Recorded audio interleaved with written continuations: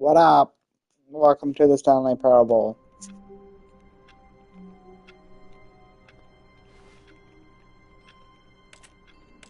I think I played this once, like back in the day on Steam before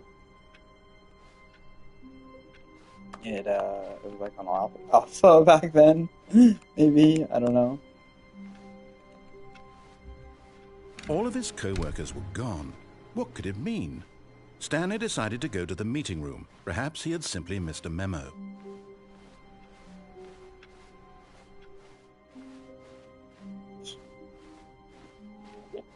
When Stanley came to a set of 2 open doors, he entered the door on his left. Follow the instructions or not? Yeah.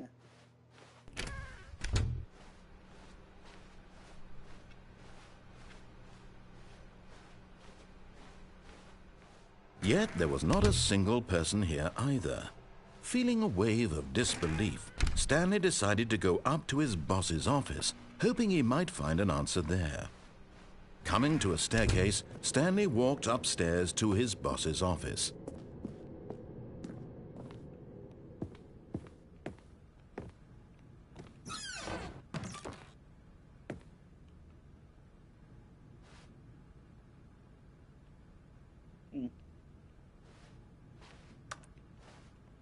The boss's bathroom, eh?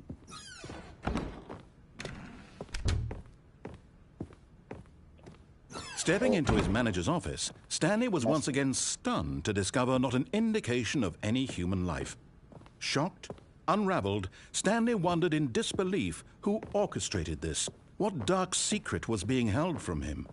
What he could not have known was that the keypad behind the boss's desk guarded the terrible truth that his boss had been keeping from him.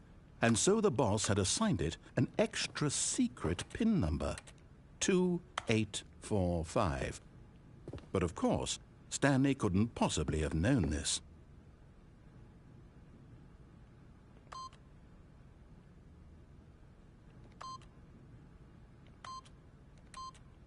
Yet incredibly, by simply pushing random buttons on the keypad, Stanley happened to input the correct code by sheer luck. Amazing. He stepped into the newly opened passageway.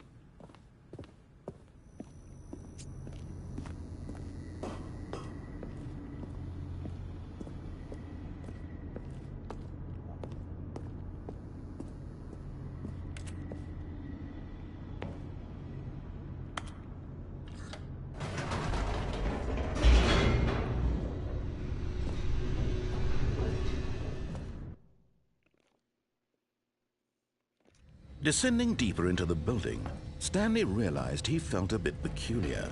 It was a stirring of emotion in his chest, as though he felt more free to think for himself, to question the nature of his job.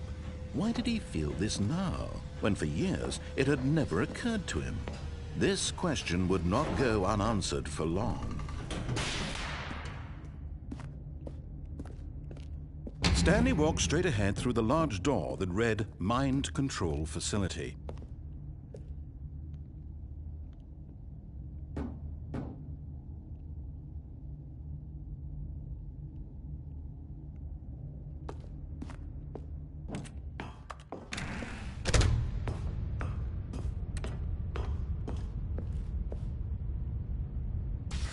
The lights rose on an enormous room packed with television screens. What horrible secret did this place hold? Stanley thought to himself. Did he have the strength to find out?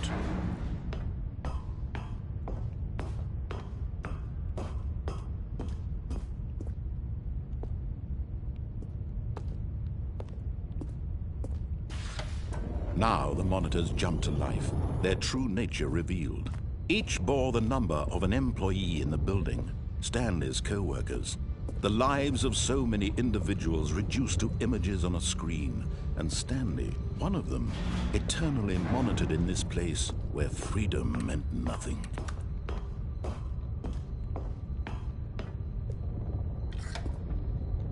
This mind control facility, it was too horrible to believe. It couldn't be true. Had Stanley really been under someone's control all this time? Was this the only reason he was happy with his boring job? That his emotions had been manipulated to accept it blindly? No, he refused to believe it. He couldn't accept it. His own life in someone else's control? Never! It was unthinkable, wasn't it? Was it even possible? Had he truly spent his entire life utterly blind to the world?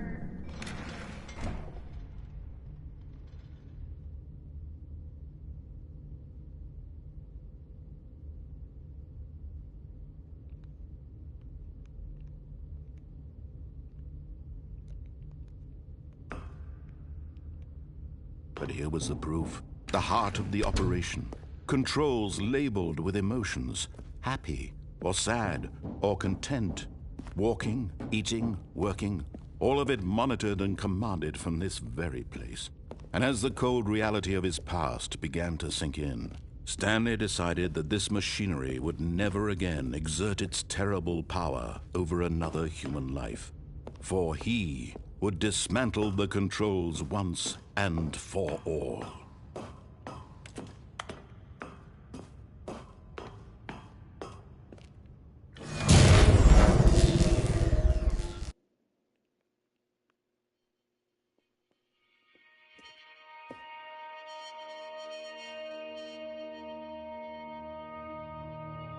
Blackness and a rising chill of uncertainty. Was it over? Yes. He had won. He had defeated the machine, unshackled himself from someone else's command. Freedom was mere moments away. And yet, even as the immense door slowly opened, Stanley reflected on how many puzzles still lay unsolved. Where had his co-workers gone? How had he been freed from the machine's grasp? What other mysteries did this strange building hold? But as sunlight streamed into the chamber, he realized none of this mattered to him, for it was not knowledge or even power that he had been seeking, but happiness. Perhaps his goal had not been to understand, but to let go. No longer would anyone tell him where to go, what to do, or how to feel. Whatever life he lives, it will be his. And that was all he needed to know. It was perhaps the only thing worth knowing. Stanley stepped through the open door.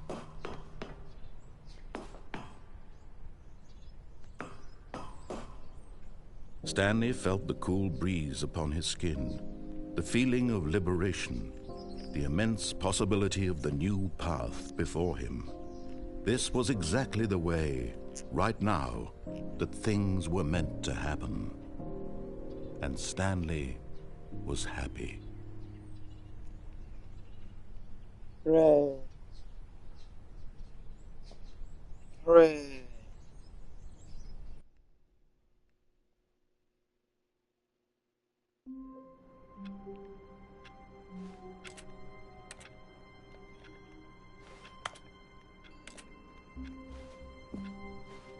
All of his co-workers were gone.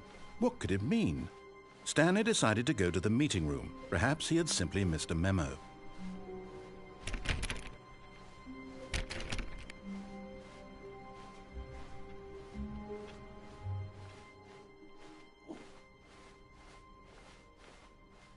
When Stanley came to a set of 2 open doors, he entered the door on his left. I mean, what if I were to just actually do it again on the left?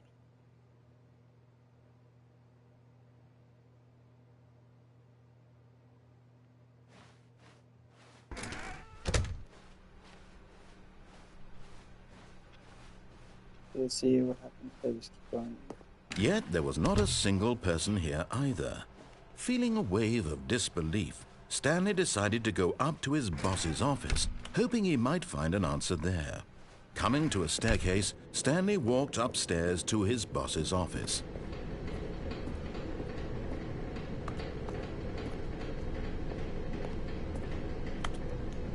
But Stanley just couldn't do it. He considered the possibility of facing his boss. Admitting he had left his post during work hours, he might be fired for that. And in such a competitive economy, why had he taken that risk? All because he believed everyone had vanished? His boss would think he was crazy. And then something occurred to Stanley. Maybe, he thought to himself, maybe I am crazy. All of my co-workers blinking mysteriously out of existence in a single moment for no reason at all? None of it made any logical sense. And as Stanley pondered this, he began to make other strange observations. For example, why couldn't he see his feet when he looked down? Why did doors close automatically behind him wherever he went? And for that matter, these rooms were starting to look pretty familiar. Were they simply repeating? No, Stanley said to himself, this is all too strange. This can't be real. And at last, he came to the conclusion that had been on the tip of his tongue. He just hadn't found the words for it. "I'm dreaming!" he yelled. "This is all a dream." Oh, what a relief Stanley felt to have finally found an answer, an explanation. His co-workers weren't actually gone. He wasn't going to lose his job. He wasn't crazy after all. And he thought to himself, I suppose I'll wake up soon. I'll have to go back to my boring real-life job pushing buttons. I may as well enjoy this while I'm still lucid. So he imagined himself flying and began to gently float above the ground. Then he imagined himself soaring through space on a magical starfield, and it too appeared. It was so much fun, and Stanley marveled that he had still not woken up. How was he remaining so lucid? And then perhaps the strangest question of them all entered Stanley's head. One he was amazed he hadn't asked himself sooner. Why is there a voice in my head dictating everything that I'm doing and thinking? Now the voice was describing itself being considered by Stanley, who found it particularly strange. I'm dreaming about a voice describing me, thinking about how it's describing my thoughts, he thought. And while he thought it all very odd and wondered if this voice spoke to all people in their dreams, the truth was that, of course, this was not a dream. How could it be? Was Stanley simply deceiving himself, believing that if he's asleep, he doesn't have to take responsibility for himself? Stanley is as awake right now as he's ever been in his life. Now, hearing the voice speak these words was quite a shock to Stanley. After all, he knew for certain, beyond a doubt, that this was in fact a dream. Did the voice not see him float and make the magical stars just a moment ago? How else would the voice explain all that? This voice was a part of himself too. Surely, if he could just... He would prove it. He would prove that he was in control, that this was a dream. So he closed his eyes gently, and he invited himself to wake up. He felt the cool weight of the blanket on his skin, the press of the mattress on his back, the fresh air of a world outside this one. Let me wake up, he thought to himself. I'm through with this dream. I wish it to be over. Let me go back to my job. Let me continue pushing the buttons. Please, it's all I want. I want my apartment and my wife and my job. All I want is my life exactly the way it's always been. My life is normal. I am normal. Everything will be fine. I am okay.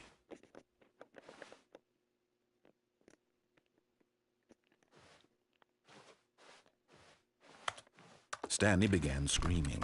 Please, someone, wake me up. My name is Stanley. I have a boss. I have an office. I am real. Please, just someone tell me I am real. I must be real. I must be. Can anyone hear my voice? Who am I? Who am I? And everything went black.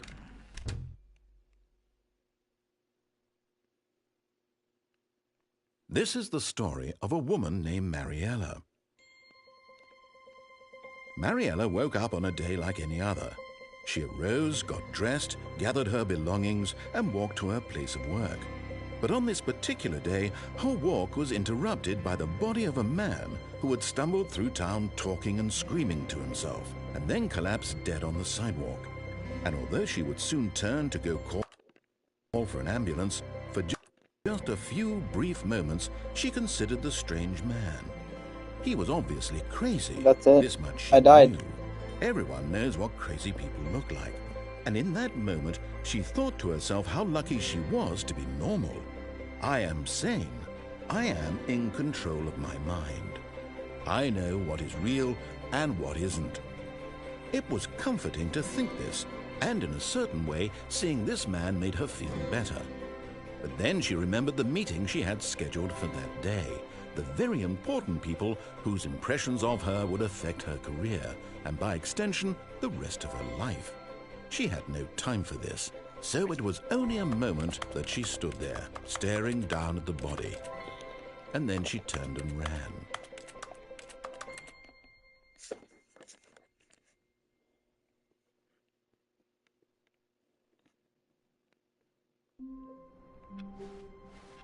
Even now, Stanley's office was a distant memory. What did it look like? There was a computer, perhaps, and a painting. Was it a painting or a photo? He could no longer recall.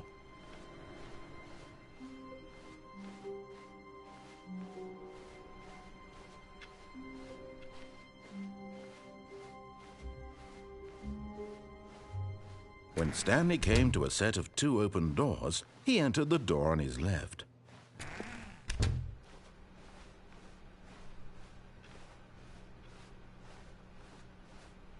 Yet there was not a single person here either.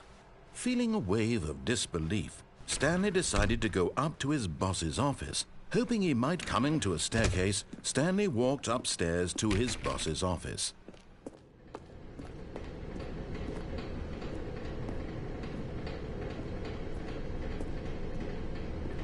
But Stanley just couldn't do it. He considered the possibility.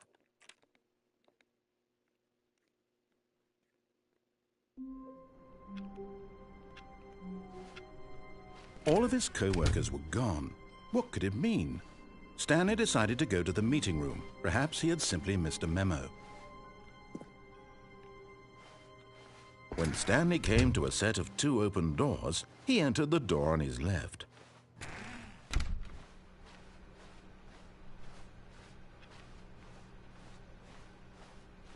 Yet there was not a single person here either. Feeling a wave of disbelief, Stanley decided to go up to his boss's office. Coming to a staircase, Stanley walked upstairs to his boss's office.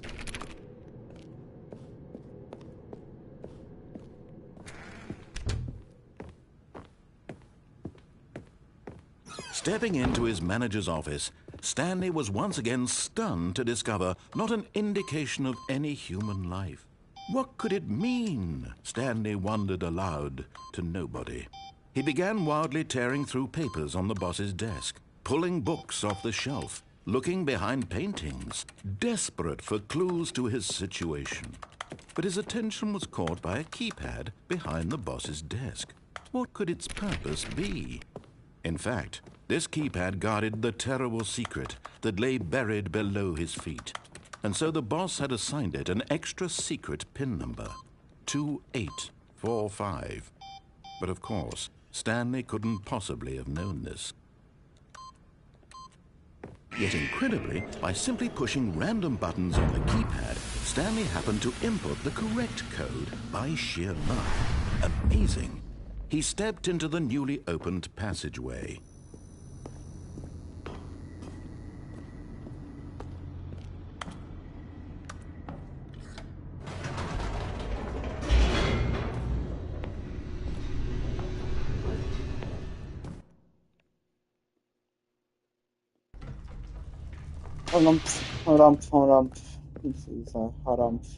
Stanley walked straight ahead through the large door that read Mind Control Facility.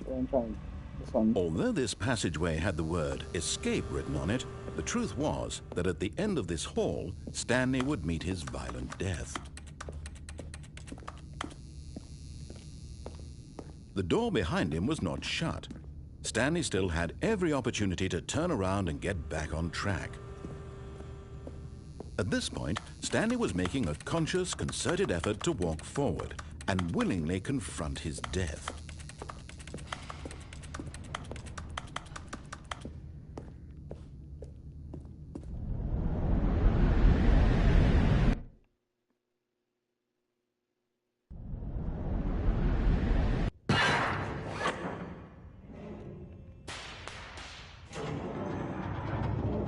As the machine whirred into motion and Stanley was inched closer and closer to his demise, he reflected that his life had been of no consequence whatsoever. Stanley can't see the bigger picture. He doesn't know the real story, trapped forever in his narrow vision of what this world is. Perhaps his death was of no great loss, like plucking the eyeballs from a blind man. And so he resigned and willingly accepted this violent end to his brief and shallow life. Farewell, Stanley.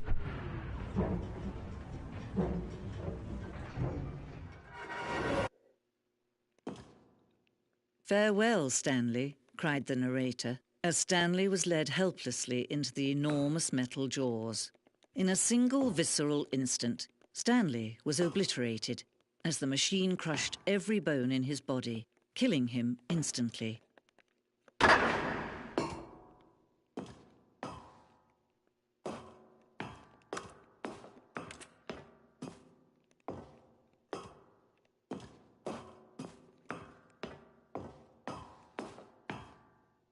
And yet it would be just a few minutes before Stanley would restart the game, back in his office, as alive as ever. What exactly did the narrator think he was going to accomplish? When every path you can walk has been created for you long in advance, death becomes meaningless, making life the same. Do you see now?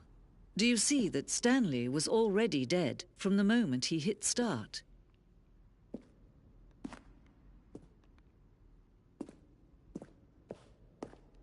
Nice little museum.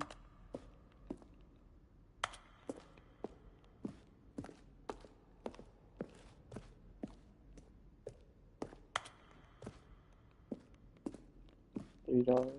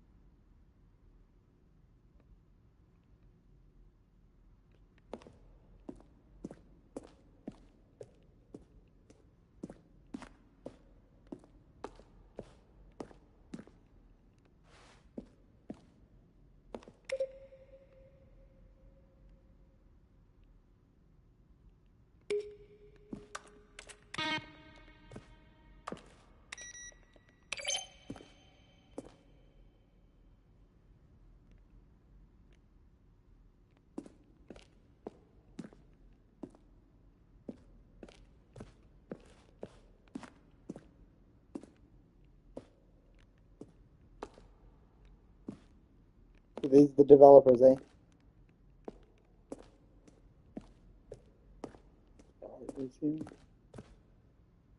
That's pretty funny and pretty cool.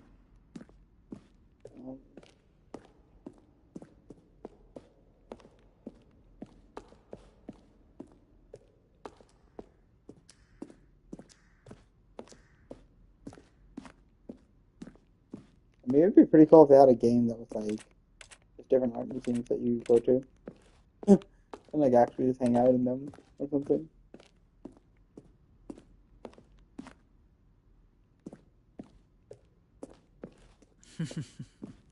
Oh, look at these two. How they wish to destroy one another. How they wish to control one another.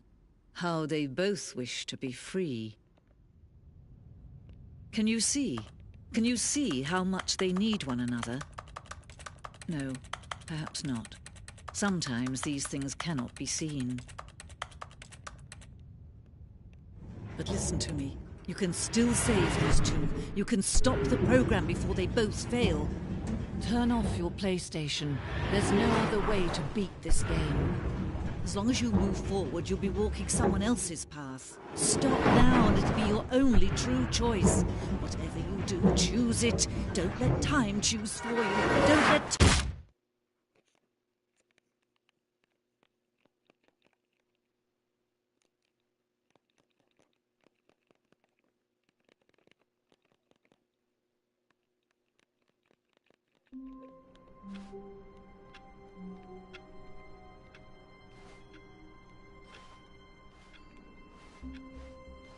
All of his co-workers were gone.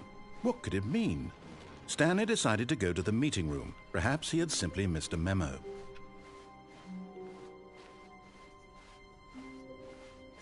When Stanley came to a set of 2 open doors, this was not the correct way to the meeting room, and Stanley knew it perfectly well. Perhaps he wanted to stop by the employee lounge first, just to admire it. Ah, yes, truly a room worth admiring. It had really been worth the detour after all, just to spend a few moments here in this immaculate, beautifully constructed room. Stanley simply stood here, drinking it all in.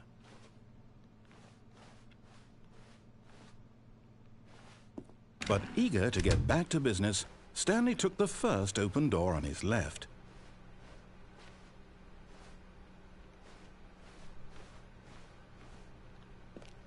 Stanley was so bad at following directions, it's incredible he wasn't fired years ago.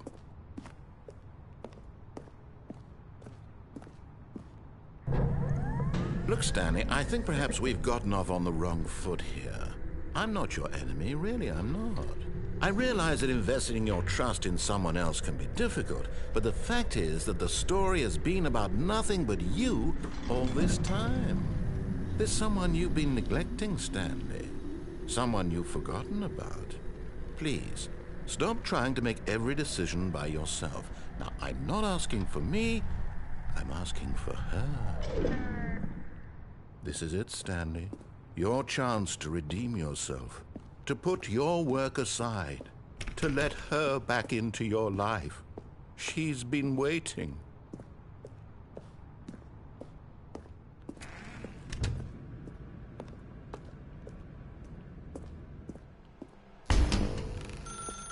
That's her, Stanley.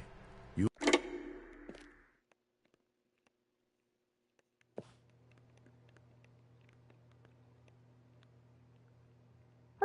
Is that you? Hold on, sweetie. Sorry to keep you waiting. I'm just pulling the bread out of the oven. All right. Okay, there we go. All right, now, I want you to come in and tell me all about your day. Gotcha. Oh, come on. Did you actually think you had a loving wife who'd want to commit their life to you? I'm trying to make a point here, Stanley. I'm trying to get you to see something. Come inside. Let me show you what's really going on here.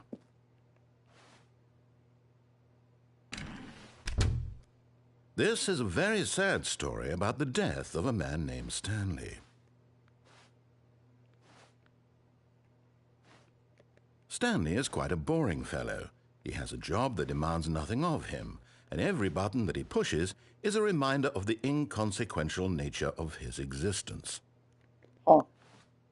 Look at him there, pushing buttons, doing exactly what he's told to do. Now he's pushing a button. Now he's eating lunch. Now he's going home. Now he's coming back to work. One might even feel sorry for him, except that he's chosen this life.